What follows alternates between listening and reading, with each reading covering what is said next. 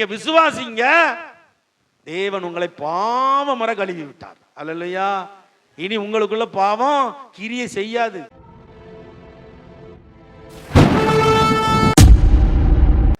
உங்களுக்கு கொடுக்கப்பட்ட மந்தையை குறித்து எச்சரிக்கையா இருங்க. 10 ஆடுனாலும் ஆட்டுக்குட்டியா பரலோகத்துக்கு கொண்டு போயிருங்க. நான் 1000 பன்னிய மேய்ச்சிக்கிட்டு நரகலத்துக்குள்ள போறதுக்கு பதிலா 10 ஆட்டை மேய்ச்சிட்டு பரலோகத்துக்கு போயிருங்க.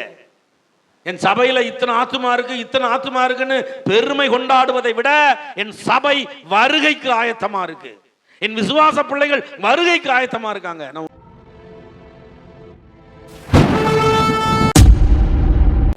எனக்காக அழாமல் உங்களுக்காகவும் உங்கள் பிள்ளைகளுக்கு. ஆனா நீங்க உலகமே ஒப்பாரி வச்சுட்டு கிடக்கு. ஆமா, சரி, ஒப்பாரி வைக்க நீ மனம் திரும்புறியான்னா கிடையாது. எப்படா ஈஸ்டர் வரும்னு பார்ப்பான். நான் அப்படித்தான் இருந்தேன். நான் 40 நாள் தாடி வளர்ப்பேன், எல்லாம் செஞ்சுட்டு உபவாசம் இருப்பேன். 40 நாள் நான் தண்ணி அடிக்க மாட்டேன், இறைச்சி திங்க மாட்டேன். ஆமா, வெஜ்ஜு தான் உபவாசம். வெள்ளிக்கிழமை தோறும் உபவாசம் இருப்பேன். இதெல்லாம் நான் முந்தி. அப்போ எப்படா ஈஸ்டர் வரும்னு பார்ப்பேன். ஈஸ்டர் அன்னைக்கு பார்த்தீங்கன்னா அன்னைக்கு தான் சிக்கனு மட்டனு பன்னி வரைக்கும் வரும், எல்லாம் வரும். எல்லாத்தையும் அடிச்சு தின்னு குடிச்சு கொண்டாடி 40 நாள் உபவாசத்து நாசமா போயிரும். இன்னைக்கு தான் சரித்திரமே மாறின நாள். சரித்திரத்தை புரட்டி போட்ட நாள் இன்னைக்கு தான். ஒன்னு இன்னைக்கு நம்ம ரட்சிக்கப்பட்ட நாள், நமக்காக ரட்சிப்புக்காக ரத்தம் சிந்தின நாள். இன்னைக்கு தான் சரித்திரம் மாற்றி அமைக்கப்பட்டது. இப்ப பாருங்க, நம்ம இந்தியாவில் தேசப்பிதான்னு சொல்றோம்ல, யாரு? மகாத்மா காந்தி. இப்ப மகாத்மா காந்திக்கு முன், மகாத்மா காந்திக்கு பின்னு சொல்றோமா நம்ம? இல்ல இல்ல. ஆனா உலக நாடுகள் அத்தனையும் இன்னைக்கும் கிமு கிபி சொல்லுதா இல்லையா? கிறிஸ்துவுக்கு முன் கிறிஸ்துவுக்கு பின் சரித்திரத்தை மாத்தினார் இவரு.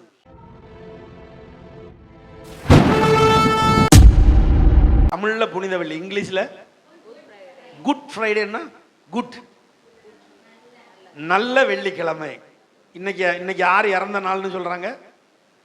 ஏசப்பா இறந்த நாள். கொஞ்சம் கற்பனை பண்ணி பாருங்க. எங்க அப்பா இறந்தாங்க, அடக்கம்லாம் எடுக்க போறாங்க. இப்போ கற்பனை பண்ணிக்கோங்க, எங்க அப்பா இறந்துட்டாங்க.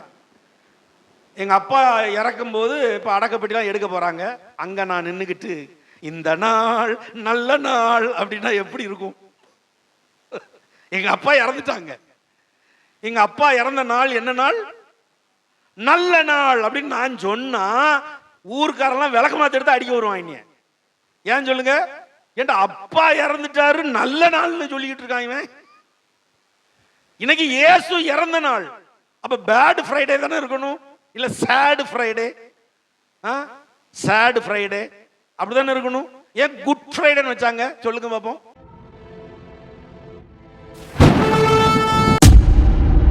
தெளிவா சொல்லி இருக்கு 18வது வசனத்துல. உங்கள் முன்னோர்களாலே, நம்ம அம்மா அப்பா தாத்தா பாட்டி அவங்க செஞ்சது என்னது? பாரம்பரியமா காலங்காலமா என்ன செஞ்சாங்க? நீங்கள் அனுசரித்து வந்த என்ன நடக்கை? வீணான நடக்கைன்னு போட்டிருக்கு. வேஸ்ட் அப்படின்னு போட்டிருக்கு. வேஸ்ட், வீண் இல்லையா? வேஸ்ட், ஒரு வேஸ்டான காரியத்தை நீங்க பாரம்பரியமா செஞ்சுட்டே வாரீங்க. என் பிள்ளைகளே, அதை செய்யாதீங்க, அது வேண்டாம். கர்த்தராகிய இயேசு கிறிஸ்து சிலுவையில ஜீவனை விட்டுட்டார்ல, இவங்க கல்லறைக்கு தூக்கிட்டு போறாங்கல்ல அடக்கம் பண்ண, அது வரைக்கும் அவர் சிலுவையிலே தொங்கி அவர் உயிர் அங்கேயேவா இருந்துச்சு. அவர் உயிர் எங்க போச்சு? அவர் ஆத்மா எங்க போச்சு? பாதாளத்துக்கு போயிட்டு. எதுக்கு போச்சு?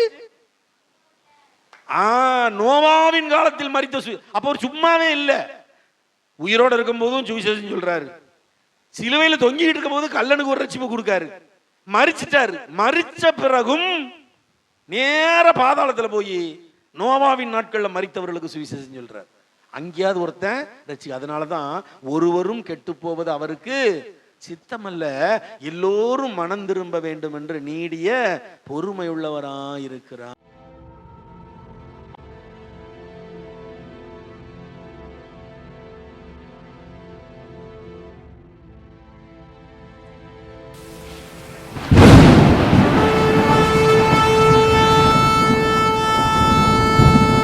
சோதரம் சோதரம் சோதரம் சோதரம் சோதரம் சோதரம் தகப்பனே, இப்பொழுதும் கூட உம்முடைய வார்த்தைக்காய் காத்திருக்கிறோம்.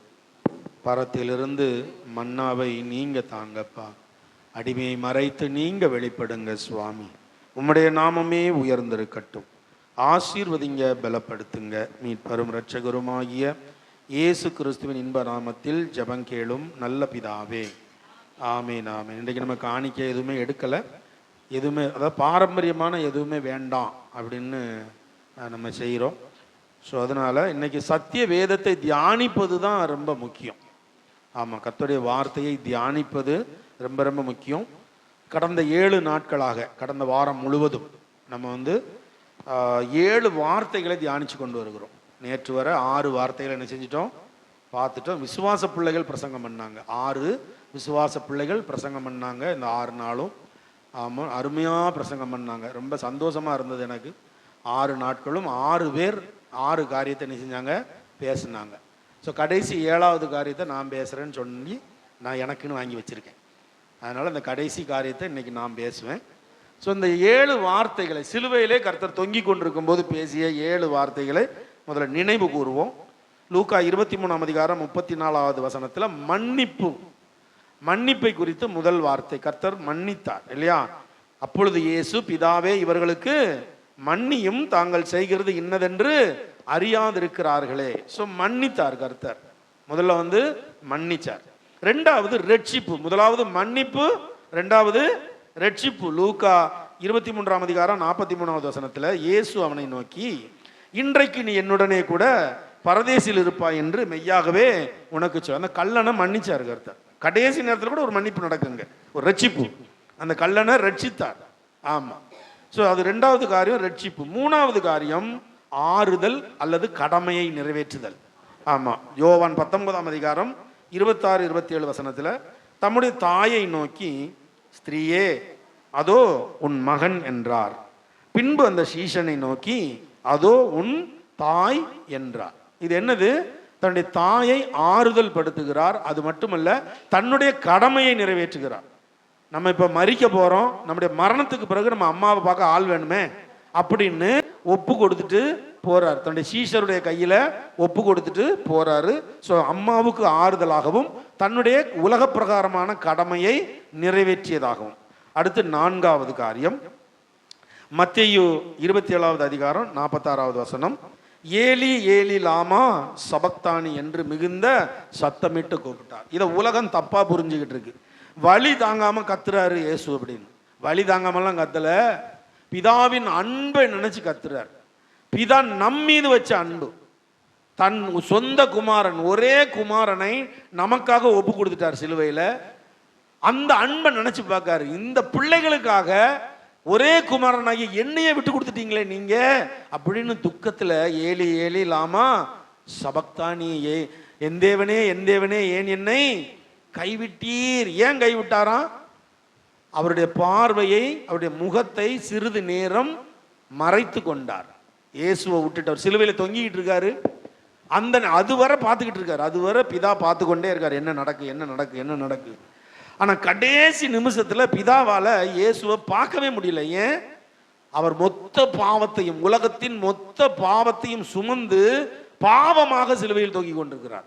அதனால பாவத்தை பாராத சுத்த கண்ணர் பாவமாக தொங்குகிற இயேசுவை என்ன செய்யல, பார்க்கல, திரும்பிக்கிட்டார். இப்படி பிதா திரும்பின உடனே சிலுவையில் தொங்குற இயேசு என்ன சொல்றாரு?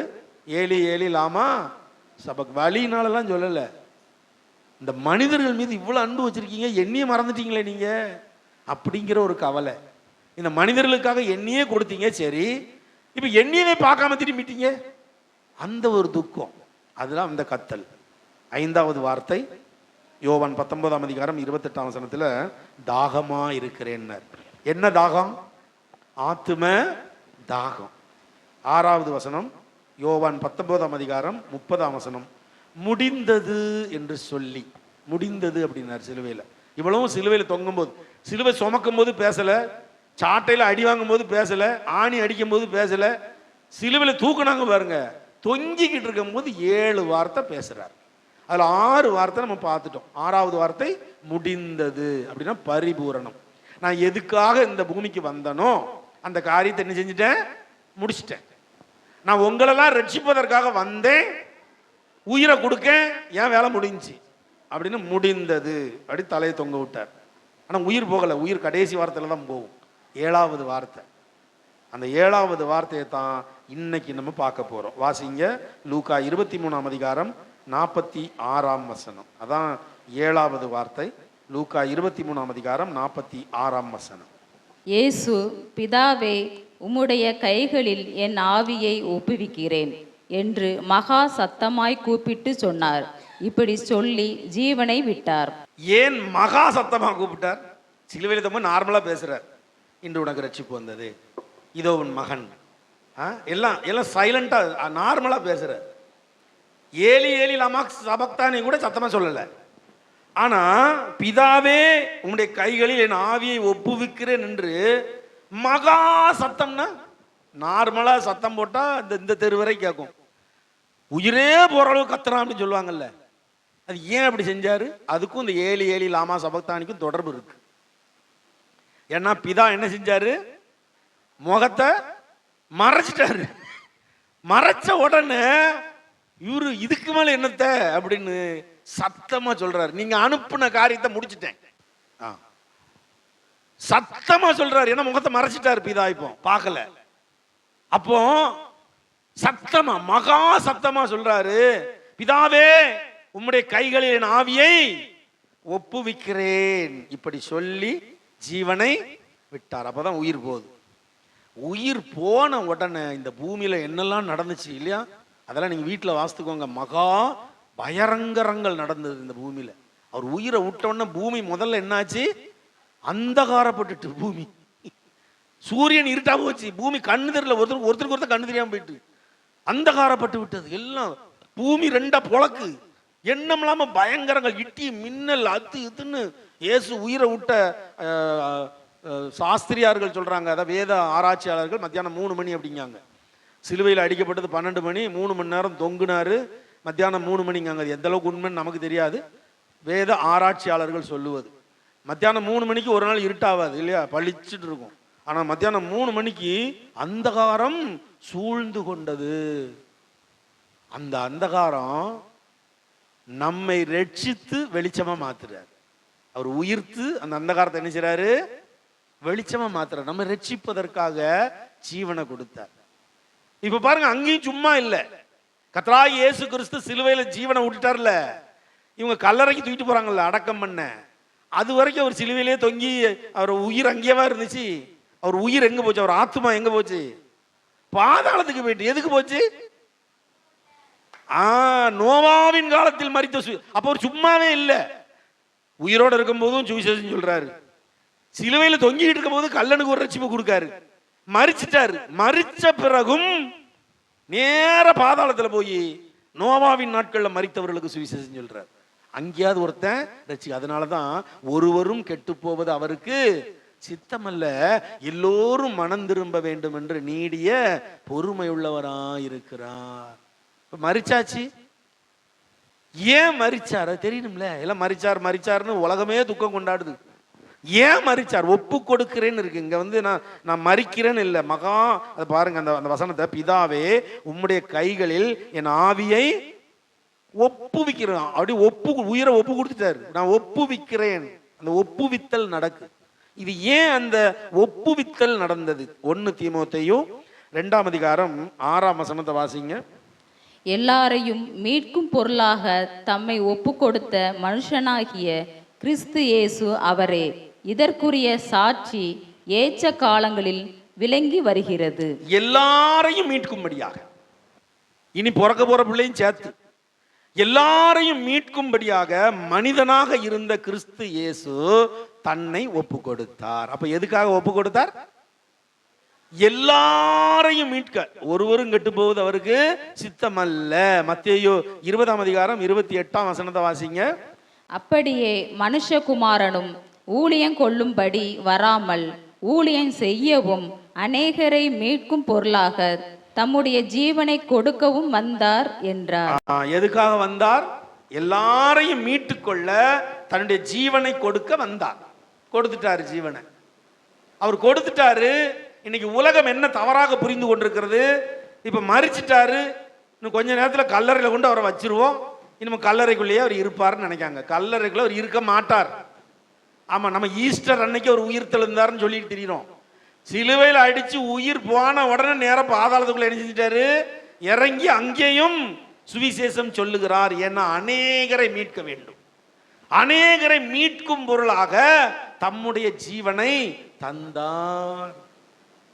மேல் வசனம் என்ன சொல்லுது? மேல் வார்த்தை, அப்படியே மனுஷகுமாரனும் ஊழியம் கொள்ளும்படி வராமல் ஊழியம்னா என்னது?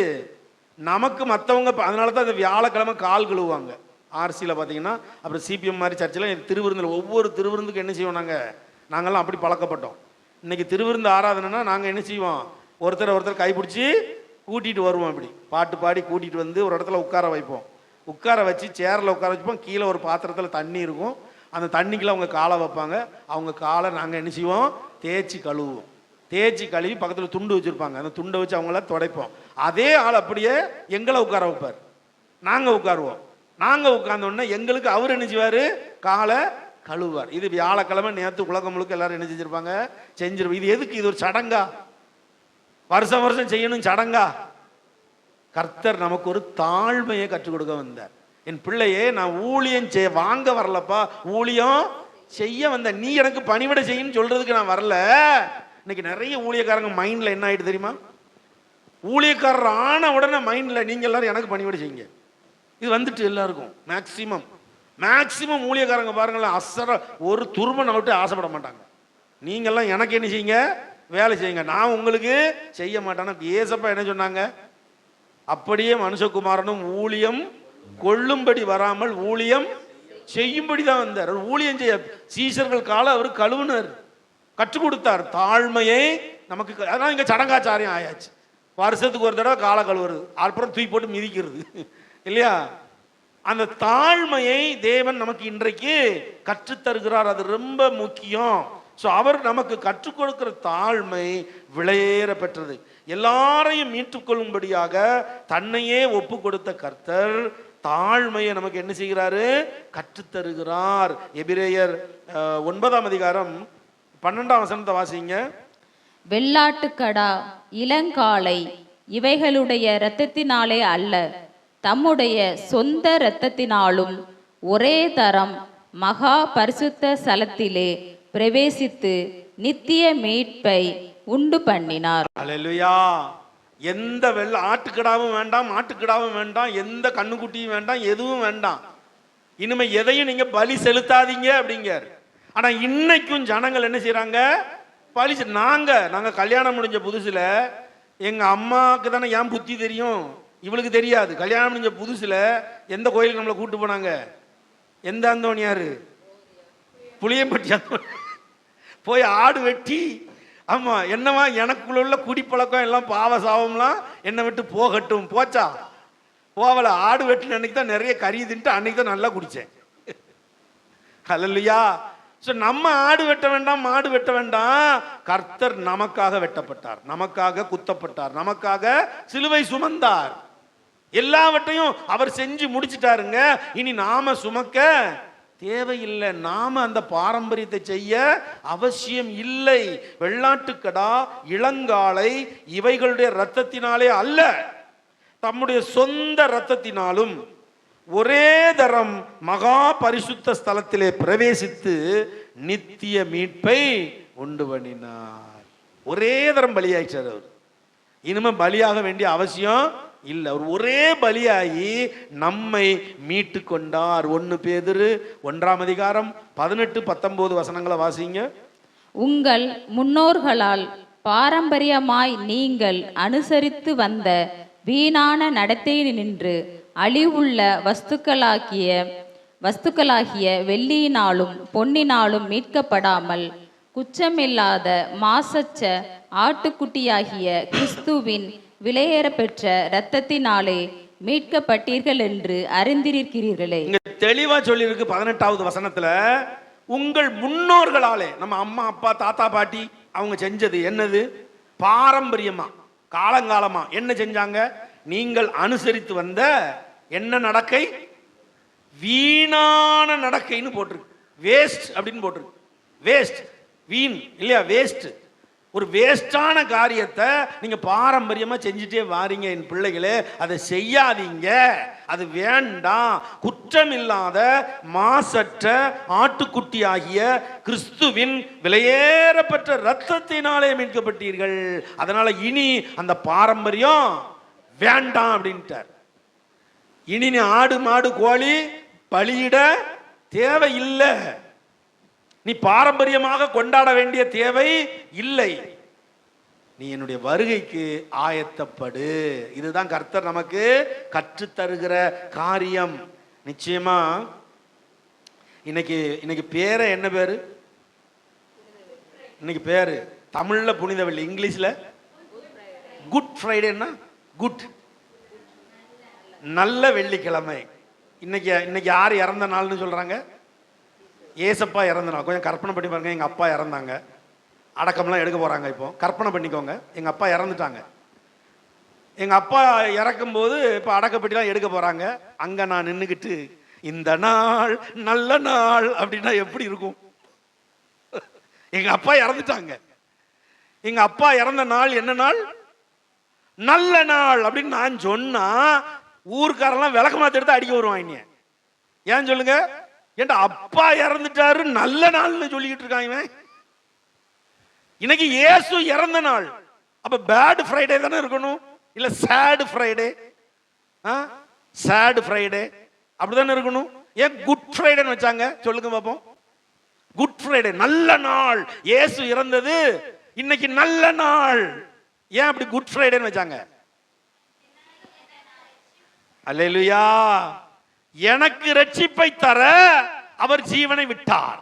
அப்ப அவர் ஜீவனை விட்ட நாள் நல்ல நாள், ஏன்னா நான் ரட்சிக்கப்பட்டிருக்கேன். அல்லேலூயா.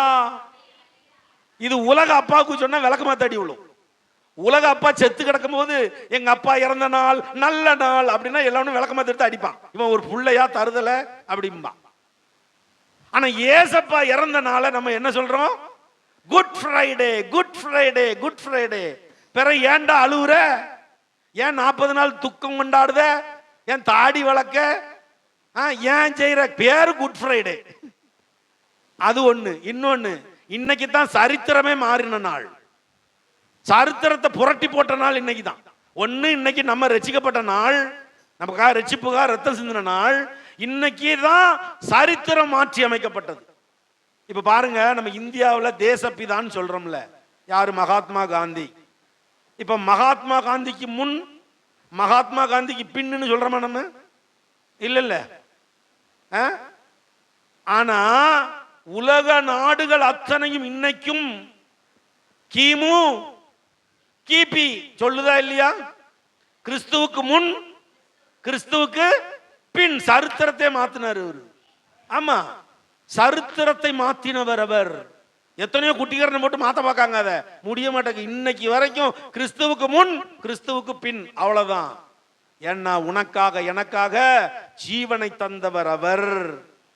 அதுதான் விலையேறப்பட்ட ரத்தத்தை சிந்தி வருகைக்கு ஆயத்தப்படு, வருகைக்கு ஆயத்தப்படுன்னு சொன்னா, வருஷம் வருஷம் கிறிஸ்துமஸ், வருஷம் வருஷம் குட் ஃப்ரைடே, வருஷம் வருஷம் ஈஸ்டர். இப்ப ஈஸ்டர் முடிஞ்ச உடனே டிசம்பர்ல எல்லாம் எதுக்கு ஆயத்தப்படுவாங்க? இப்ப செத்துருவாரு, இப்ப செத்துட்டாரு, இன்னும் 2 நாள்ல உயிர்த்திருவாரு. உயிர்த்த இயேசு டிசம்பர் அன்னைக்கு திரும்ப பிறப்பாரு. ஆமா, இது ரொட்டீனா வந்துகிட்டே இருக்கும் காலங்காலமா. அதைத்தான் இப்ப இந்த வசனத்துல வாசித்தோம். உங்கள் முன்னோர்களால் பாரம்பரியமாய் நீங்கள் அனுசரித்து வந்த வீணான நடத்தை. என்ன நடத்தை? வேஸ்ட் அப்படிங்கிறார். எதை செய்யாதீங்கடா, அதான் சொன்னாரு. எனக்காக அழாமல் உங்களுக்காகவும் உங்கள் பிள்ளைகளுக்கு. ஆனா இன்னைக்கு உலகமே ஒப்பாரி வச்சுட்டு கிடக்கு. ஆமா, சரி, ஒப்பாரி வைக்க நீ மனம் திரும்புறியான்னா கிடையாது. எப்படா ஈஸ்டர் வரும்னு பார்ப்பான். நான் அப்படித்தான் இருந்தேன். நான் 40 நாள் தாடி வளர்ப்பேன், எல்லாம் செஞ்சுட்டு உபவாசம் இருப்பேன். 40 நாள் நான் தண்ணி அடிக்க மாட்டேன், இறைச்சி திங்க மாட்டேன். ஆமா, வெஜ்ஜு தான் உபவாசம். வெள்ளிக்கிழமை தோறும் உபவாசம் இருப்பேன். இதெல்லாம் நான் முந்தி. அப்போ எப்படா ஈஸ்டர் வரும்னு பார்ப்பேன். ஈஸ்டர் அன்னைக்கு பார்த்தீங்கன்னா அன்னைக்கு தான் சிக்கனு மட்டனு பன்னி வரைக்கும் வரும், எல்லாம் வரும். எல்லாத்தையும் அடிச்சு தின்னு குடிச்சு கொண்டாடி 40 நாள் உபவாசத்து நாசமா போயிடும். கத்தி கத்தி சொன்னாலும் யாருக்கு என்ன செய்யாது, புரியவே புரியாது. கண்ணிருந்தும் குருடனாய் காதிருந்தும் செவிடனாவே இருப்பாங்க. காரணம், அந்த கொண்டாட்டத்தை அவங்களால என்ன செய்ய முடியாது, விட்ட முடியாது. கர்த்தர் சொல்றாரு, இது வீணான காரியம், நீ விட்டுரு அப்படிங்காரு. எங்களால விட முடியாது. ஏன்னா எங்களுக்கு என்டர்டைன்மெண்ட் வேணும், எங்களுக்கு ஜாலி வேணும், நாங்க ஜாலியா இருக்கணும். அதுக்கு இதெல்லாம் எங்களுக்கு தேவை. அதனால இயேசுவே, நீர் வருஷம் வருஷம் சாவும், உம்மரை வருஷம் வருஷம் நாங்க கொன்னு அடக்கம் பண்ணி திரும்ப நீர் உயிரோட வந்துட்டு திரும்ப இந்த பிறக்க போறாரியா. இது சுத்தி சுத்தி சைக்கிள் வந்துகிட்டே இருக்கு. ஆனா நமக்கு அது தேவை. நமக்கு ஒன்னே ஒண்ணுதான் மாறனாதா. அல்லேலூயா. இயேசு சீக்கிரம் வருகிறார். கர்த்தராகிய இயேசுவே சீக்கிரம் வாரும். பைபிள்ல ஒரே ஒரு இடத்துல தான் சொல்லப்பட்டிருக்கு இல்லையா? 1 கொரிந்தியர் 16:22. 1 கொரிந்தியர் 16. நம்ம மாறனாத தமிழ் பைபிள்ல கிடையாது. நீங்க தமிழ் பைபிள்ல தேடினா இருக்காது. ஆர்சில இருக்கா? அப்படியா, வெரி குட். அதை எடுக்கணுமே. இங்கிலீஷ் பைபிள்ல இருக்கு, மூல பாஷை கிரேக்க பாஷை எபிரேய பாஷையில இருக்கு. மாரநாதான்னா தமிழ் வார்த்தை கிடையாது.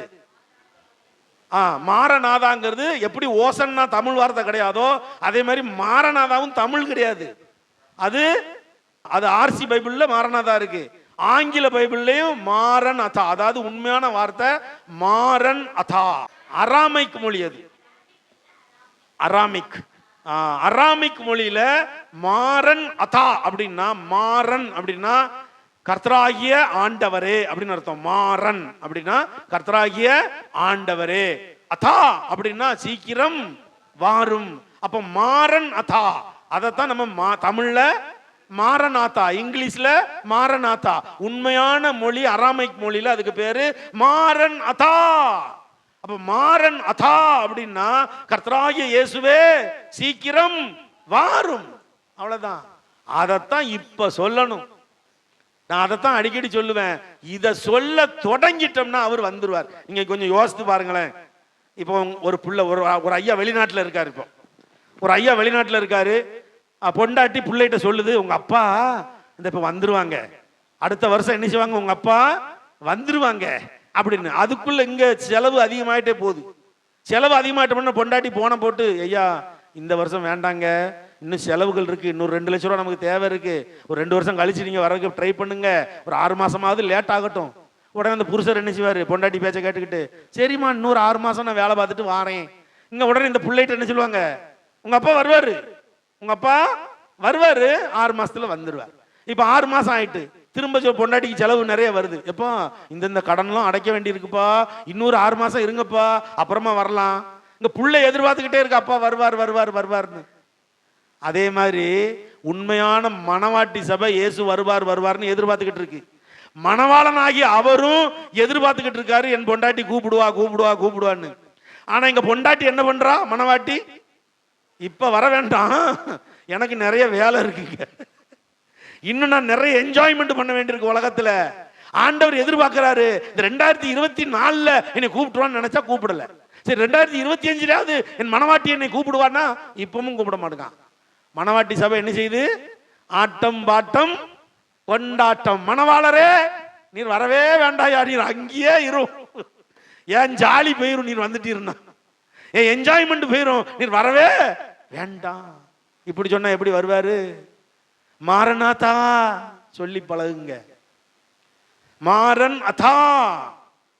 ஆமா, கர்த்தராகிய இயேசுவே சீக்கிரம் வாரு சொல்லுங்களேன், எல்லாரும் சொல்லுங்க. ஒரு மனுஷன் மாறிட்டான்னா தேசமே மாறிடும் இல்லைங்களா? இப்ப நான் நல்லவனா மாறிட்டேன், என் மனைவி நல்லவளா மாறிட்டா, என் பிள்ளைகள் நீங்களாம் நல்லவங்களா மாறிக்கிட்டே இருக்கீங்க, ஒரு தப்பும் பண்ணலன்னா நம்முடைய இந்தியா என்னவும் நல்ல தேசமா மாறும். உலக நாட்டில் இருக்க எல்லா தனி மனிதனும் நல்லவனா மாறுனா உலகம் நல்லவனா. அதே மாதிரி எல்லாரும் ஏசப்பா வாங்க ஏசப்பா வாங்க ஏசப்பா வாங்கன்னு சொல்ல ஆரம்பிச்சுட்டா அவர் வந்துருவார். ஆனா இங்க இருந்துகிட்டு பலவிதமான சுவிசேஷத்தை சொல்லி ஜனங்களையும் குழப்பி அவரையும் குழப்பி அவரையும் வரவிடாம ஆக்கி ஜனங்களையும் வருகைக்கு ஆயத்தப்பட விடாம ஆக்கி எங்க போற, நீ எங்க போற? நரகம் காத்து கொண்டிருக்கிறது. ஜனங்கள் ஆயத்தமாவதற்கு நீ தடையாக இருக்கிறாயா? உன் சுவிசேஷம் தடையாக இருக்கிறதா? தெரிஞ்சு வச்சுக்கோ, இடது பக்கத்துல நிப்பாட்டி விட்டுருவாரு. வருகைக்கு ஆயத்தப்படு. தேவன் அப்போஸ்தலர் 20:28 வாசிங்க.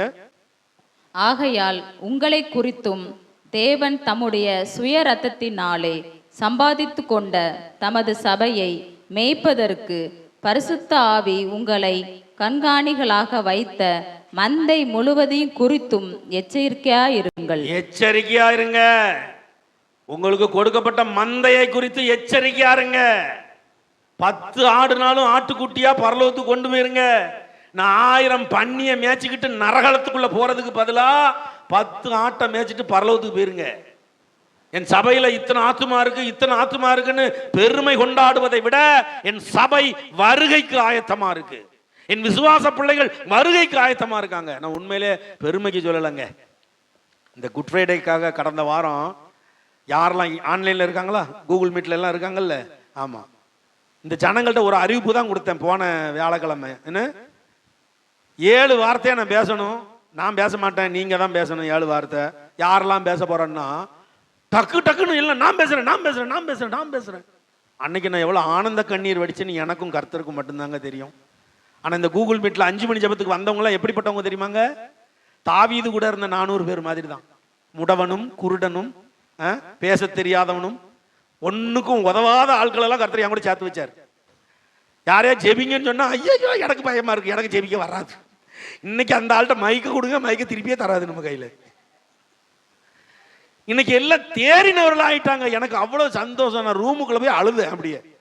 ஆமா, ஆராதனை 5 மணி ஜபத்தை முடிச்சிட்டு முதல் நாள் 5 மணி ஜபத்தை முடிச்சுட்டு ரூமுக்குள்ள போய் அழுதேன் நான். ஏசப்பா, வருஷம் 6 நாள் சகோதரர்களும் சகோதரிகளும் போட்டி போட்டு ஒவ்வொருத்தரும் பிரசங்கம் பண்றாங்க பாருங்க.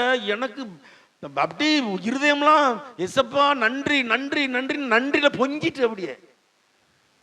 திரும்பவும் சொல்றேன், 1000 பன்னியை மேய்க்கிறதுக்கு 10 ஆட்டை மேய்ச்சிட்டு போயிருங்க. திரும்ப திரும்ப சொல்றேன், என் சபையில இத்தனை பேர் இருக்கான் அப்படின்னு சொல்றதை விட என் சபை வருகைக்கு ஆயத்தமா இருக்கு, அவ்வளவுதான். அல்லேலூயா. ஆமா, தேவ ஜனமே, சீஷர்களை உருவாக்குங்க. ஆமா, சீஷர்களை. நீ வா, காணிக்க கொடு, தசம்பாவம் கொடு, சபையை விட்டு போயிடாத. அங்க அந்த சத்தியம் சொல்றான், இங்க இந்த சத்தியம், எங்கேயும் போயிடாத, நீ இங்கே இருன்னு கெட்டி காத்து எங்க கொண்டு போய் சேர்க்க? சத்தியத்துல வளரணும். சபையில இருக்கிற ஒவ்வொரு விசுவாசியும் சுவிசேஷகனாக மாற வேண்டும். ஆமா, கடைசி காலம் அல்ல, கடைசி நிமிஷத்துக்கு வந்துட்டீங்க நீங்க.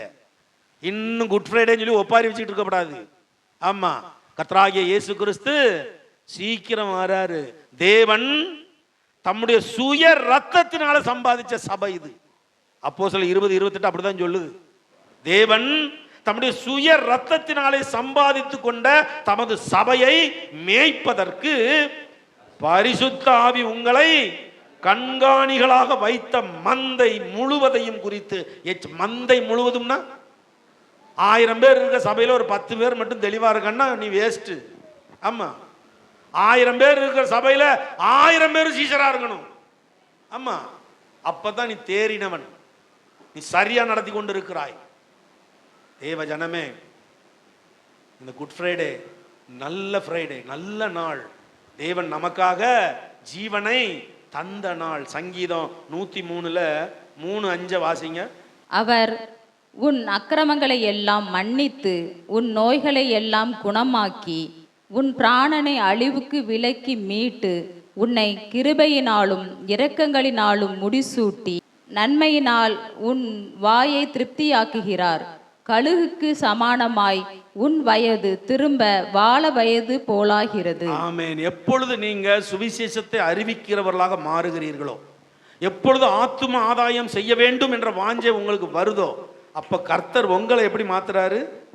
உன் அக்கிரமங்களை எல்லாம் முதல்ல மன்னிச்சிடுறார். உனக்கு வாஞ்சை வருது, சுவிசேஷம் சொல்லணும்.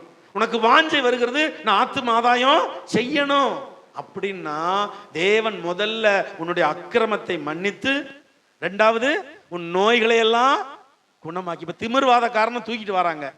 திமிர்வாதக்காரனை படுக்கையில போட்டுட்ட உடனே ஏசப்பா பார்த்து உன் திமிர்வாதம் குணமாகி நீ வீட்டுக்கு போ அப்படி சொன்னாரா? என்ன சொன்னாரா அவனை பார்த்து? உன் பாவங்கள் உனக்கு மன்னிக்க. நோய் எதனால வருது? பாவத்தினாலதான் நோய் வரும்.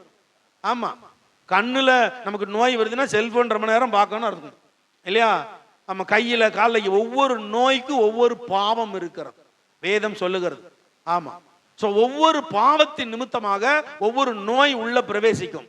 அந்த பாவத்தை மன்னிப்பது கர்த்தராகிய இயேசு கிறிஸ்து. அல்லேலூயா.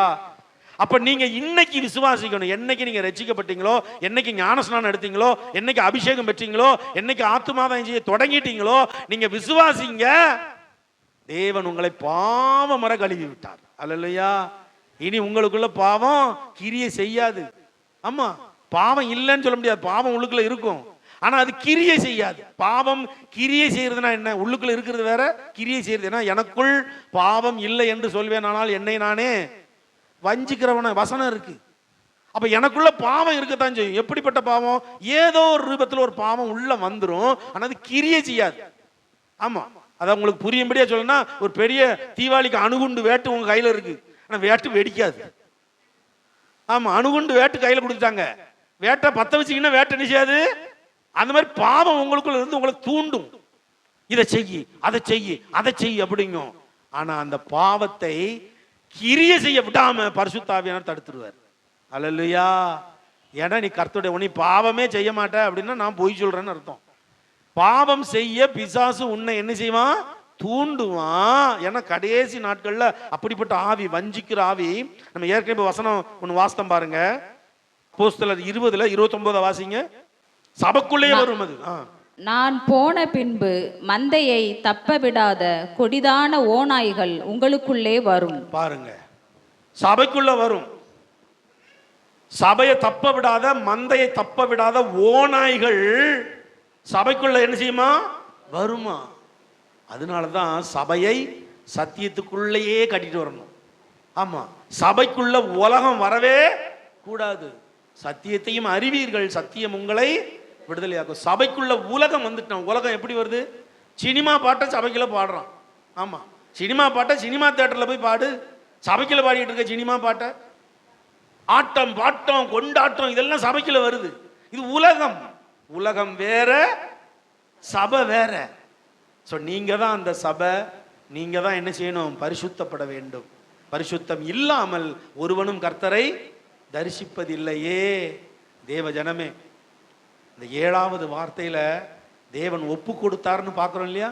இன்னைக்கு நீங்க ஒப்பு கொடுங்க. உங்களை எந்தெந்த அவயங்கள், எந்தெந்த காரியங்கள் உங்களை அசுத்தத்துக்கு நேரம் இழுக்குதோ அது வேண்டாம். கர்த்தர் சொல்றார், உன் கை உனக்கு இடரலாக இருந்தால் அந்த கையை வெட்டி போடு, தூர போடு அப்படிங்க. உன் கண் உனக்கு இடரலா இருந்தால் கண்ணை புட்டிங்கி போடு. இது யார் சொன்னா இந்த வசனத்தை? ஏசப்பா சொன்னாங்க, புட்டிங்கி போடுனாங்க இல்லையா? எதெல்லாம் உனக்கு இடரலா இருக்கோ அதெல்லாம் உனக்கு வேண்டவே வேண்டாண்டா. நீ 2 காலோட பாவியா நரகத்துக்கு போறதை விட ஒத்த காலோட நீ நான் பரலோகத்துக்கு வந்துரு. நீ 2 காலை வச்சுட்டு நீ நரகத்துல போய் சாவ போற. இந்த கால் பாவமான இடத்துக்கு போதா, தரித்து போடு. தேவ ஜனமே, கர்த்தருடைய வருகைக்கு ஆயத்தப்பட வேண்டிய நாம் இன்னும் அழுது ஒப்பாரி வச்சுக்கிட்டு 2 நாள் கழிச்சு ஒரே கொண்டாட்டம் அப்படி புலம்பிக்கிட்டே இதை ரிப்பீட் நம்ம பண்ணிக்கிட்டே இருந்தா என்னைக்கு தான் நம்ம வருகைக்கு ஆயத்தப்பட? தீத்து 2ஆம் அதிகாரம் 14ஆம் வசனத்தை வாசிங்க. அவர் நம்மை சகல அக்கிரமங்களினின்று மீட்டு கொண்டு தமக்குரிய சொந்த ஜனங்களாகவும் நற்கிரியைகளை செய்ய பக்தி வைராக்கியம் உள்ளவர்களாகவும் நம்மை சுத்திகரிக்கும்படி நமக்காக தம்மை தாமே ஒப்பு கொடுத்தார். ஏன் ஒப்பு கொடுத்தாரு? நீங்க பக்தி வைராக்கியமா இருக்கணுமா?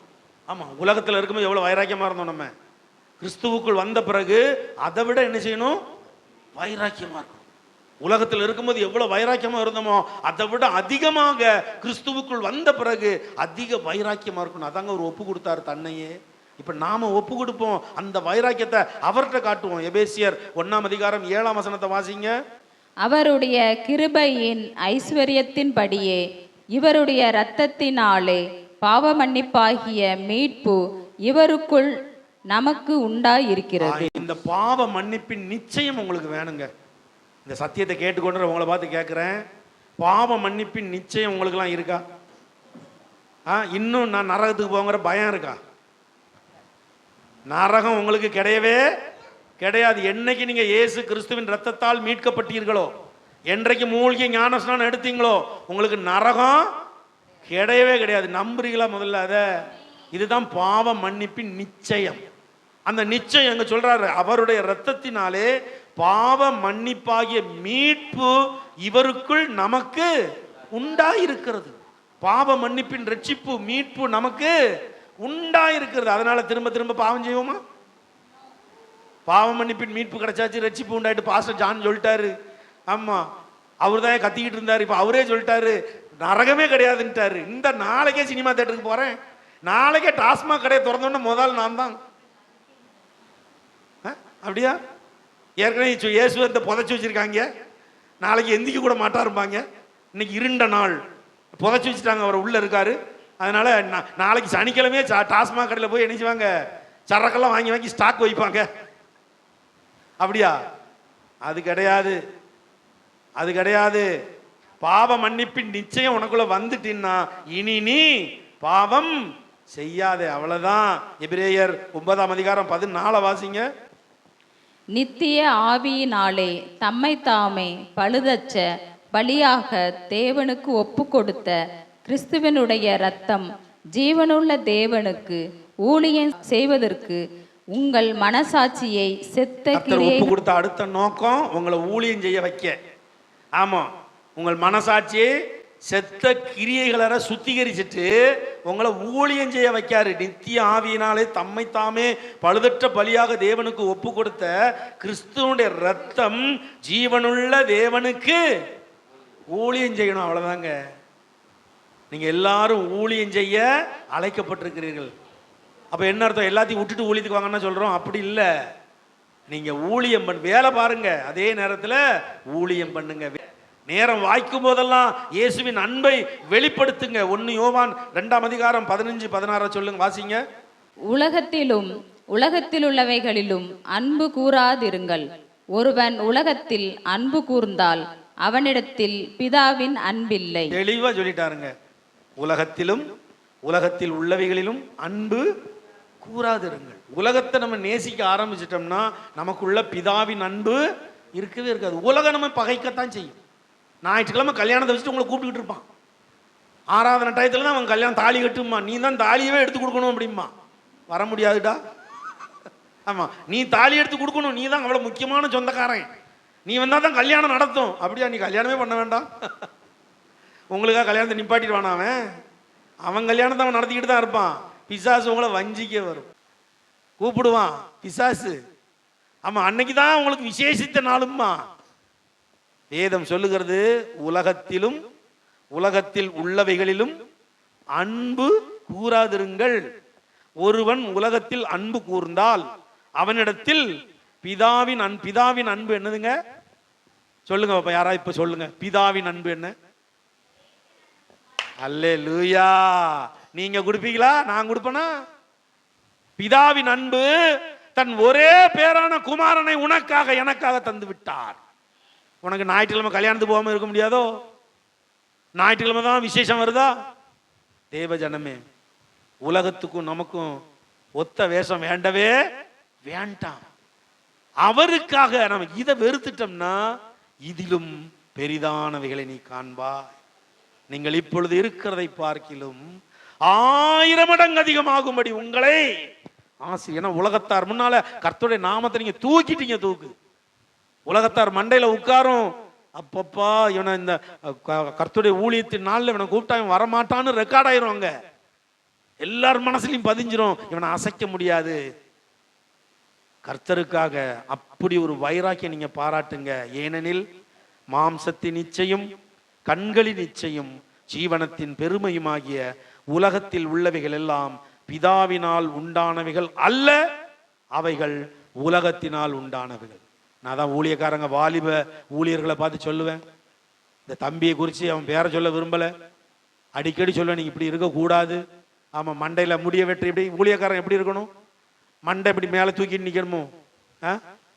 இந்த இங்க வண்டு ஓடுதா தாடி இருக்கான்னு தெரியல. ஊழியக்காரன் இங்கிட்ட வண்டு மாதிரி தாடி வச்சிருக்கான். ஆமா ட்ரெஸ்ஸு, ஆமா ட்ரெஸ் எப்படி போடணும்னு பைபிள்ல இருக்கு. ஆமா ஏசாயா 2-3 வீட்டில் வாசித்துக்கோங்க ஊழியக்காரர்களே, ஊழியக்கார குடும்பமே, விசுவாசிகளே. ஏசாயா 3 வீட்டில் வாசித்துக்கோங்க. ட்ரெஸ் எப்படி போடணும்லாம் எழுதியிருக்கு. ஒரு ஊழியக்காரன் ஒரு விசுவாசி என்ன ட்ரெஸ் போடணும் எப்படி இருக்கணும் தெளிவா ஆண்டவர் எழுதி கையில கொடுத்துட்டாரு. ஆனா நாங்க இது நாகரீக காலம், இந்த பழைய பேச்செல்லாம் எங்களுக்கு வேண்டாம். நாங்க நாகரீக காலம், நாங்க சபையிலே நின்று சினிமா பாட்டு பாடுவோம். ஒருத்தன் ஒரு பாட்டு படிக்காம பாருங்க, நானும் அதை கூர்ந்து கேட்கேன். அழகா அந்த பாட்டு வரிகள் சரியாத்தான் எனக்கு புரியுது. திருவிருந்துக்கு படிக்காம பாட்டு, திருவிருந்து கொடுக்கணும். ஆமா ஒரு பாட்டு திருவிருந்துக்கு தக்கன இருக்கு அந்த பாட்டு. திருவிருந்துக்கு தக்கன ஒரு பாட்டு படிக்கணும். ஆனா யார் எழுதின பாட்டு, எந்த ஊழியக்காரர் இந்த பாட்டை எழுதினார்னா முடிவில் அவனே சொல்றான், நடிகர் ரஜினிகாந்த் நடித்த படம் இப்பதான் ரிலீஸ் ஆயிருக்கு அப்படிங்க. அந்த படத்துல உள்ள பாட்டை திருவிருந்துக்கு படிக்காயா? இவன் தானே முதல்ல பரலோகத்துல நிப்பான் ஊழியக்காரன். திருவிருந்துக்கு படிக்கான் பாட்டை. இன்னொன்னு ஃபாதர் பெர்க்மான்ஸ் நல்லா படிச்சாங்க, குதூகலம் கொண்டாட்டமே, படிக்கலாம் சந்தோஷமா பாடுங்க. ஆனா இவன் என்ன பாடுறான், மறந்து போச்சு எனக்கு இந்த பாட்டெல்லாம். இப்போ அது நமக்கு தேவை இல்லை. தேவ ஜனமே, Good Friday Good Friday, sad Friday மாத்திராதீங்க. இது குட் ஃப்ரைடே இல்லையா? குட் ஃப்ரைடேன்னா நல்ல நாள். உள்ள உட்காந்து மூக்கு சீத்தி அழுதுகிட்டு இருக்காதீங்க, ஏசு அழாதன்ட்டாரு. மகிழ்ச்சியா இருங்க, சபையை மகிழ்ச்சியா கொண்டு போங்க. ஆமா இன்னைக்கு துக்க நாள்னு சொல்லாதீங்க, இன்னைக்கு துக்க நாள் கிடையாது. உனக்காக அவர் ஜீவனை தந்த நாள், அதனால நீ ரட்சிக்கப்பட்ட நாள், சந்தோஷப்பட்டு. உனக்காக அவர் ஜீவனை கொடுத்துட்டார். அல்லேலூயா. ஆமா மனசுல அப்படி துக்கம் இருக்கா, 2 பேர்கிட்ட போய் சுவிசேஷம் சொல்லு. 2 பேர்கிட்ட போய் இயேசு உனக்காக மரித்தார்னு சொல்லு, நீ துக்கத்தை கொண்டாடு, தாராளமா கொண்டாடு. இயேசு பாருங்க உங்களுக்காக தாங்க அடிக்கப்பட்டார், உங்களுக்காக தாங்க இயேசு மரித்தார் சொல்லுங்க. அதனால அந்த ஆத்மா ரட்சிக்கப்படட்டும். அதை விட்டுட்டு குட் ஃப்ரைடேல சோகம், ஈஸ்டர்ல கொண்டாட்டம். ஆமா அது வேண்டாம் நமக்கு. கர்த்தருடைய கிருபையினால சபை மனவாட்டி சபையாக மாறட்டும். கர்த்தருடைய வருகைக்கு ஆயத்தப்படுங்க. அவருடைய வருகை ரொம்ப ரொம்ப ரொம்ப ரொம்ப ரொம்ப ரொம்ப சமீபமா இருக்கு. 7வது வார்த்தை, அவர் ஒப்பு கொடுத்தார், தன்னையே பிதாவின் கரத்துல ஒப்பு கொடுத்து தன் ஜீவனையே தந்துட்டாரு. உங்களுக்கு எடுத்துக்காட்டாக உங்களை ஒப்பு கொடுக்க சொல்றார். நீங்க இயேசுவை சொந்த இரட்சகராக ஏற்றுக்கொள்ளவில்லை என்றால் ஒப்பு கொடுங்க. நீங்க ஞான ஸ்நானம் பெறலன்னா ஒப்பு கொடுங்க. பரிசுத்த ஆவியை பெறலன்னா ஒப்பு கொடுங்க. ஆத்தும ஆதாயம் செய்யலன்னா ஒப்பு கொடுங்க. தேவ ஜனமே, கர்த்தருடைய வருகை மிக மிக மிக சமீபம். ஒரு நொடி பொழுதிலே, ஒரு இமை பொழுதிலே நம்மெல்லாம் மறுரூபமாயிருவோம். அவருடைய வருகை எப்போ இருக்குன்னு யாருக்கும் தெரியாது. சீக்கிரத்தில் அவருடைய வருகை இருக்கும். கர்த்தராகிய இயேசு கிறிஸ்துவே சீக்கிரம் வாரும். மாரநாதா, கர்த்தராகிய இயேசுவே சீக்கிரம் வாரும். நான் மாரநாதா சொல்லுவேன், நீங்க எல்லாம் தமிழ்ல மாரநாதா அரமைக் மொழி, நீங்க தமிழ்ல அத கர்த்தராகிய இயேசுவே சீக்கிரம் வாருன்னு சொல்லுங்க. மைக் வச்சு சொல்லுங்க பாப்போம். மைக் ஆன் பண்ணுங்க, ஆன் பண்ணி சும்மா வச்சுக்கோங்க, எல்லாரும் சொல்றது கேட்கும். சரிங்களா? நான் மாரநாதா சொல்லுவேன், சரியா? நீங்க எல்லாம் கர்த்தராகிய இயேசுவே மாரநாதா. ஆமென். கருவிலே கண்டெடுத்து காலமெல்லாம் காப்பவரே, உறவுகள் மறந்தாலும் உயிராய் காப்பவரே, உம்மையன்றி இவ்வுலகில் யாரும் இல்லை இயேசுநாதா. என் உயிரில் கலந்திட்ட என் உயிரே இயேசுநாதா. சிலுவையை நீர் சுமந்து விடுதலை எனக்கு தந்தீர், சிலுவையை நீர் சுமந்து விடுதலை எனக்கு தந்தீர். என் பாவம் கழுவி விட உம் ரத்தம் சிந்தினீரே, என் பாவம் கழுவி விட உம் ரத்தம் சிந்தினீரே. கஷ்டமான வேளையிலும் காலையிலும் மாலையிலும், கஷ்டமான வேளையிலும் காலையிலும் மாலையிலும், சோர்ந்து போன வேளையிலும் சுமந்து செல்பவரே, நான் சோர்ந்து போன வேளையிலும் என்னை சுமந்து செல்பவரே, உம்மையன்றி யாரும் இல்லை, ஜீவனுள்ள வேறு தெய்வம், கண்ணீரை ஆனந்த களிப்பாக மாற்றும் தெய்வம், உம்மையன்றி யாரும் இல்லை, ஜீவனுள்ள வேறு தெய்வம், கண்ணீரை ஆனந்த களிப்பாக மாற்றும் தெய்வம். சிலுவையை நீர் சுமந்து, நீங்களும் பாடுங்க, சிலுவையை நீர் சுமந்து விடுதலை எனக்கு தந்தீர், என் பாவம் கழுவி விட உம் ரத்தம் சிந்தினீரே, என் பாவம் கழுவி விட உம் ரத்தம் சிந்தினீரே. மனிதர்கள் மறந்தாலும் மறவாத நேசர் நீரே, மார் மீதும் தோள் மீதும் சுமந்திட்ட தெய்வம் நீரே. மனிதர்கள் மறந்தாலும் மறவாத நேசர் நீரே, மார் மீதும் தோள் மீதும் சுமந்திட்ட தெய்வம் நீரே. சிலுவையை நீர் சுமந்து விடுதலை எனக்கு தந்தீர், சிலுவையை நீர் சுமந்து விடுதலை எனக்கு தந்தீர், என் பாவம் கழுவி விட உம் ரத்தம் சிந்தினீரே, என் பாவம் கழுவி விட உம் ரத்தம் சிந்தினீரே. கருவிலே கண்டெடுத்து காலமெல்லாம் காப்பவரே, கருவிலே கண்டெடுத்து காலமெல்லாம் காப்பவரே, உறவுகள் மறந்தாலும் உயிராய் காப்பவரே, உறவுகள் மறந்தாலும் உயிராய் காப்பவரே, உம்மையன்றி இவ்வுலகில் யாரும் இல்லை இயேசுநாதா, என் உயிரில் கலந்திட்ட என் உயிரே இயேசுநாதா, உம்மையன்றி இவ்வுலகில் யாரும் இல்லை இயேசுநாதா, என் உயிரில் கலந்திட்ட என் உயிரே இயேசுநாதா. சிலுவையை நீர் சுமந்து விடுதலை எனக்கு தந்தீர், சிலுவையை நீர் சுமந்து விடுதலை எனக்கு தந்தீர், என் பாவம் கழுவி விட உம் ரத்தம் சிந்தினீரே, என் பாவம் கழுவி விட உம் ரத்தம் சிந்தினீரே. மனிதர்கள் மறந்தாலும் மறவாத நேசர் நீரே, மார் மீதும் தோள் மீதும் சுமந்திட்ட தெய்வம் நீரே.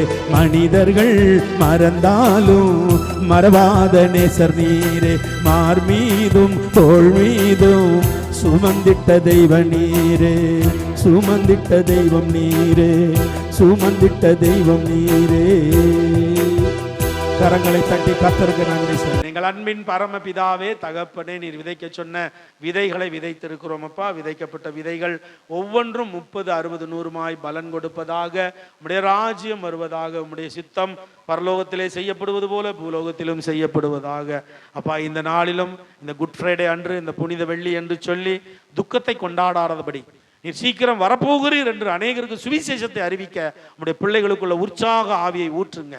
தடைகளை எல்லாம் மாற்றி போடுங்க அப்பா. இப்பொழுது நேரிலும் கூகுள் மீட்ல, செல்போன்ல, இந்த யூடியூப்ல எல்லாவற்றையும் இணைந்திருக்கிற ஒவ்வொரு குடும்பங்களையும் ஆசீர்வதிங்க. நம்முடைய ஊழியக்காரனுக்கு கொடுத்த கிருபையின் நிமித்தமாக, அன்பின் நிமித்தமாக, அதிகாரத்தின் நிமித்தமாக உள்ளத்தின் ஆழத்திலிருந்து பிதா, குமாரன், பரிசுத்தாவின் நாமத்திலே வாழ்த்துகிறேன், ஆசீர்வதிக்கிறேன். மீட்பரும் இரட்சகரும் ஆகிய இயேசு கிறிஸ்துவின் இன்ப நாமத்தில் ஜெபங்கேளும் நல்ல பிதாவே. ஆமேன், ஆமேன், ஆமேன். என் ஆத்துமாவே கர்த்தரை ஸ்தோத்தரி, என் முழு உள்ளமே அவருடைய பரிசுத்த நாமத்தை ஸ்தோத்தரி. என் ஆத்துமாவே கர்த்தரை ஸ்தோத்தரி, அவர் செய்த சகல உபகாரங்களையும் மறவாதே. ஆமென். அல்லேலூயா, அல்லேலூயா, அல்லேலூயா. ஸ்தோத்திரம். Praise the Lord. ஸ்தோத்திரம்.